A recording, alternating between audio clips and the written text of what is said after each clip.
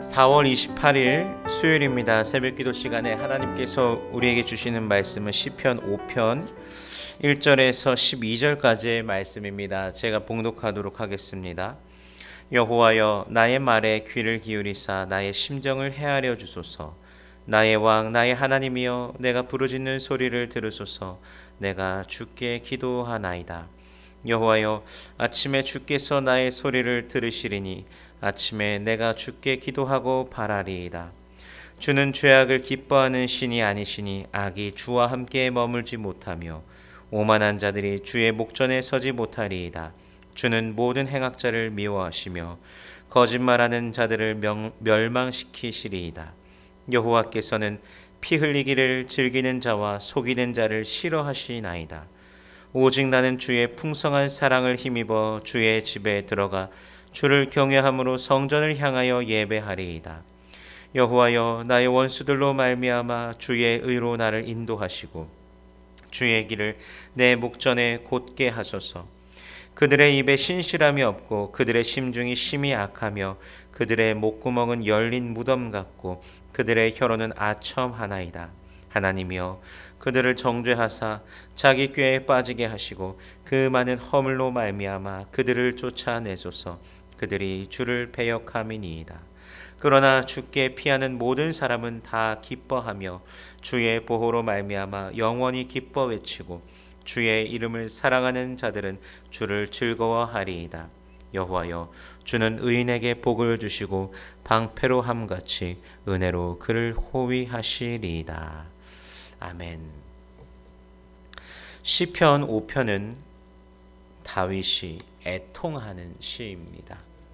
괴로워하며 하나님을 찾으며 부르짖으며 응답하여 주시기를 간구합니다. 다윗은 하나님께 애통함으로 간구하면서 먼저 자신에게 있어서 하나님이 누구신지를 고백합니다. 하나님은 나의 왕, 나의 하나님입니다.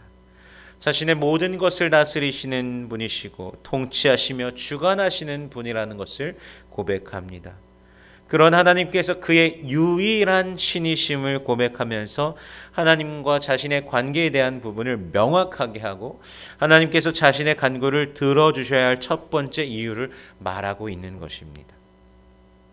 두 번째로 다윗은 하나님의 속성에 대한 고백을 합니다.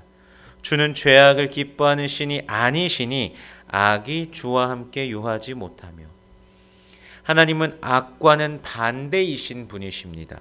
죄와는 정반대이신 분이십니다. 결단코 죄와 함께 할 수 없는 분이십니다.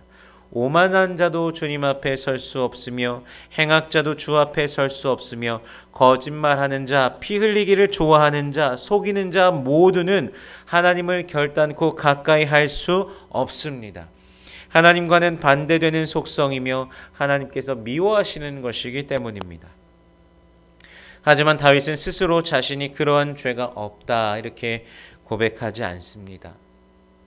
주님의 풍성한 인자를 힘입어 주의 집에 들어가 주를 경외함으로 성전을 향하여 경배하리다 이렇게 고백하고 있습니다. 자신이 그러한 죄가 없다 고백하는 것이 아니라 스스로 하나님께서 들추시면 얼마든지 죄인으로 부끄러운 존재이지만 풍성한 인자 그 사랑을 힘입어서 긍휼을 힘입어 주님의 집에 들어갈 수 있으며 경외함으로 주를 경배하겠다 이렇게 고백하고 있습니다. 경외함은요, 히브리어 야레 이렇게 표현되어 있는데요, 이는 두려워함, 존경함, 경배함의 모든 의미를 포함하고 있는 단어입니다. 즉 하나님을 두려워하면서도 간절히 바라면서도 겸허한 마음, 스스로 겸비함으로 하나님을 바라보며 예배하겠다고 하는 의지를 하나님께 표현하고 있는 것입니다. 이제 다윗은 원수들 앞에서 주님의 길을 보여달라고 합니다. 자신을 주님의 길을 곧게 뻗은 대로와 같이 자신 앞에 보여주시기를 간구합니다. 스스로 악한 길을 쫓고 허사를 쫓는 악인들 앞에서 하나님의 길이 무엇인지, 하나님의 도우심은 어떠한 것인지, 하나님의 능력을 보여주시기를 간구하는 것입니다. 때로 우리에게도 어려움이 찾아오고 괴로움이 찾아오기도 합니다. 인생의 많은 순간들 속에 그렇게 찾아옵니다. 그러나 우리는 하나님의 자녀로서 하나님께 간구할 수 있는 자격이 있는 사람들입니다. 바로 예수 그리스도로 인하여입니다. 그러나 우리 스스로를 자랑할 수 있는 그 어떤 것은 없습니다. 우리는 오직 주님의 인자와 자비를 쫓아 긍휼하심 속에서 하나님을 경배하며 은혜를 구하는 그것만 우리가 할 수 있는 것입니다. 우리는 하나님의 계획을 알지 못합니다. 하지만 믿음의 길을 걸어가는 자들의 그 미래를 우리는 알 수 있습니다.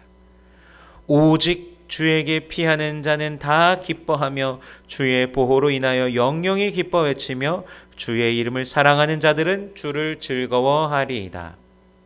이는 아직 이루어지지 않은 미완료 시제입니다.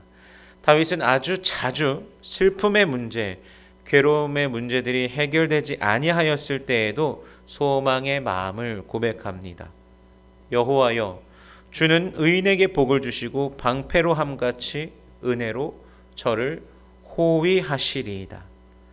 마지막 절 역시 미완료 시제로 아직 일어나지 않은 그 미래에 하나님께서 하실 일을 기대하고 있는 것입니다. 하나님을 경외하며 경배하는 자, 신뢰하며 계속해서 예배하는 자, 간구하는 자에게는요, 소망이 끊어지지를 않습니다. 하나님께서 성령을 통하여서 계속해서 부어주시기 때문입니다.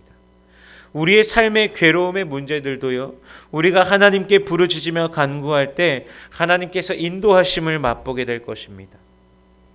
특별히 이 시는 찬양 리더에게 관악기와 같은 그 종류와 함께 하나님을 찬양할 때 쓰라고 하는 곡입니다. 슬픔 속에 주님을 볼 때 우리에게 맛보는 은혜, 맛보지 못한 은혜를 맛본 것과 같이 찬양하는 것이 얼마나 큰 은혜입니까?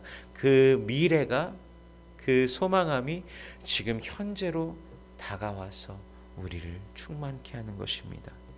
이러한 은혜, 성령 안에서 우리 하나님으로 인하여서, 그분의 은혜로 인하여서, 그리스도 예수 안에서 그 은혜를 맛보면서 저 앞을 내다보면서 우리가 주님을 경외하고 경배하고 높이며 찬양하는 복된 우리가 되기로 합니다. 저 천국을 바라보면서 하나님의 나라를 온전히 바라보면서 오늘도 믿음으로 다름막질하는 복된 하루 되시길 주님의 이름으로 축원합니다.